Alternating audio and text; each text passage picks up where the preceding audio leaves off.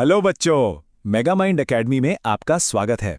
India ने अपनी नई न्यूक्लियर पावर्ड सबमरीन लॉन्च कर दी है और इस डेवलपमेंट ने चाइना और पाकिस्तान के डिफेंस सर्कल्स में जैसे हड़कंप मचा दिया है।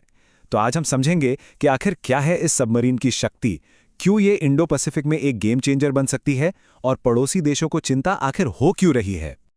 सबसे बड़ा सवाल यही है, आखिर एक सबमरीन में ऐसी क्या खास बात हो सकती है कि इसने दो पड़ोसी मुल्कों की रातों की नींद उड़ा दी है। इसके पीछे का स्ट्रेटेजिक कारण आखिर है क्या? इस पूरी पिक्चर को आसानी से समझने के लिए चलिए देखते हैं आज हम क्या क्या कवर करने वाले हैं। हम इसकी टेक्नोलॉजी से शुरू करेंगे, फिर इसके स्ट्रेटेजिक इंपॉर्टेंस को समझेंगे और आने वाले कल पर इसके असर तक हर पहलू पर बात करेंगे। ठीक है, तो सबसे पहले मिलते हैं इंडिया के नए समुद्री रक्षक से।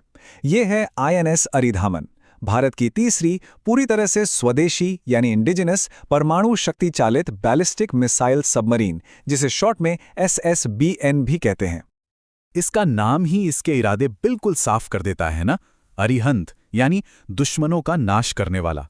ये अरिहंत क्लास का हिस्सा है और पूरी तरह से मेक इन इंडिया का एक जबरदस्त सिंबल है। इसका डिजाइन, इसका रिएक्टर, इसकी कंस्ट्रक्शन, सब कुछ 100% स्वदेशी है।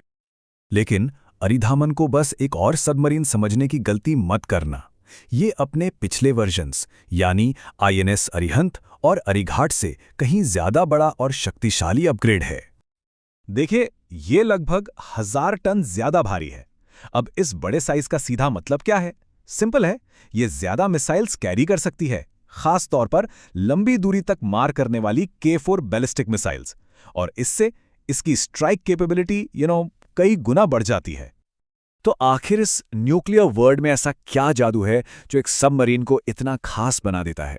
चलिए इसकी कोर टेक्नोलॉजी को समझते हैं और देखते हैं कि ये कैसे एक जबरदस्त स्ट्रेटेजिक एडवांटेज बन जाती है।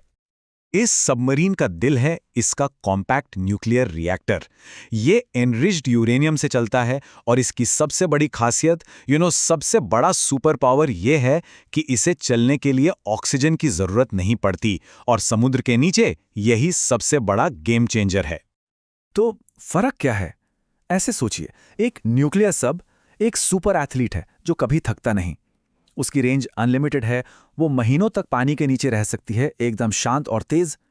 वहीं एक कन्वेंशनल डीजल इलेक्ट्रिक सबमरीन को बार बार सांस लेने के लिए यानी बैटरी चार्ज करने के लिए ऊपर आना पड़ता है, जिससे उसके पकड़े जाने का खतरा हमेशा बना रहता है। लेकिन ये कहानी सिर्फ नावल पावर की नहीं है। ये कहानी है इंडिया के उस अटूट सुरक्षा कवच की जिसे हम नेशनल सिक्योरिटी कहते हैं। देखिए, इंडिया की न्यूक्लियर पॉलिसी का रूल सिंपल है, नो फर्स्ट यूज। मतलब हम किसी भी झगड़े में पहले न्यूक्लियर हथियार इस्तेमाल नहीं करेंगे। लेकिन इस रक्षात्मक सोच का मतलब है कि हमारे पास जवाबी हमला करने की एक ऐसी ताकत होनी चाहिए जिसे दुश्मन नष्ट ही न कर सके। और इसी गारंटी के लिए इंडिया अपने न्यूक्लियर ट्रायड पर डिपेंड करता है, यानी जमीन, हवा और समुद्र तीनों जगह से न्यूक्लियर हथियार लॉन्च करने की कैपेबिलिटी। इस ट्रायड का सबसे इंपॉर्टेंट और सुरक्षित हिस्सा है समुद्री हिस्सा। क्यों? क्योंकि सोचिए, दुश्मन अचानक हमला करके जमीन और हवा में मौजूद एसेट्स को शायद तबाह कर दे, लेकिन समुद्र की अनंत गहराइयों में छिपी एक शांत सबमरीन को ढूंढना, इट्स नेक्स्ट टू इम्पॉसिबल। और यही चीज एक अश्योर्ड सेकंड स्ट्राइक कैपेबिलिटी की यानी जवाबी हमले की पक्की गारंटी देता है। तो आप सोचेंगे एक से काम नहीं चलेगा क्या? जवाब है नहीं, बिल्कुल नहीं। एक सबमरीन 24 घंटे पेट्रोलिंग पर नहीं रह सकती। उसे मेंटेनेंस और क्रू चेंज के लिए पोर्ट पर आना ही पड़ता है, और वही एक कमजोर कड़ी बन जाती है।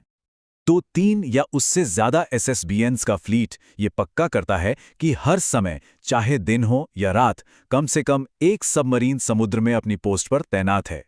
इसे कहते हैं कंटिन्यूअस एट सी डिटोरेंस, यानी दुश्मन पर नॉन स्टॉप प्रेशर बिना किसी गैप के। ओके, अब आते हैं उस देश पर जिसे इससे सबसे ज्यादा टेंशन हो रही है, चाइना।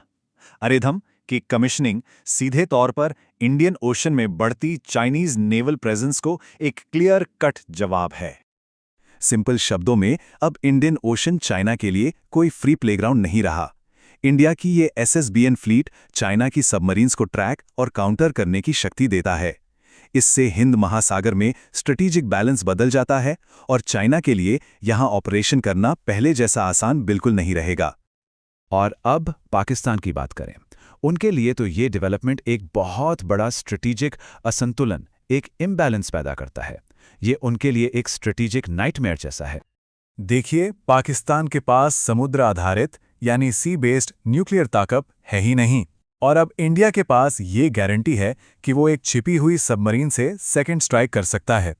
इसका मतलब साफ है, पाकिस्तान के लिए फर्स्ट स्ट्राइक का ऑप्शन अब टेबल से ही हट गया है।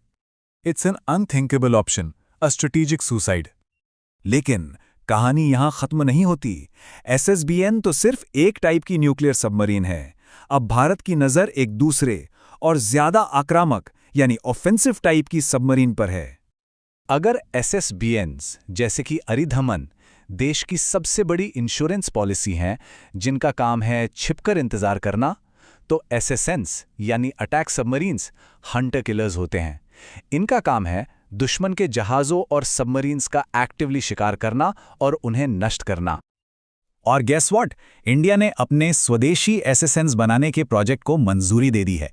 ये अरिहंत क्लास से भी बड़े और शक्तिशाली होंगे, जो फ्यूचर में इंडिया की ऑफेंसिव नेवल कैपेबिलिटी में एक बहुत बड़ी छलांग होगी। तो साफ है, इंडिया की ये नई सबमरीन सिर्फ एक मिलिट्री हार्डवेयर नहीं है।